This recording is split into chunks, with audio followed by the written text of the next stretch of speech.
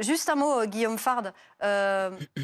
Bruno Retailleau s'est fait critiquer pour ce déplacement. Mmh. Ce déplacement, pourtant, il est essentiel. Il est essentiel que le ministre de l'Intérieur se rende sur les lieux. Oui, c'est un grand classique. Si vous êtes ministre de l'Intérieur et que vous ne vous rendez pas sur les lieux d'un attentat terroriste, ça vous est immédiatement reproché. Puis, alors certes, ce sont des policiers municipaux, donc pas dans le giron Mmh. direct du ministère de l'Intérieur qui sont blessés, mais tout de même, vous devez aller à leur contact et sur place échanger avec les services de police et les représentants de l'administration de l'État.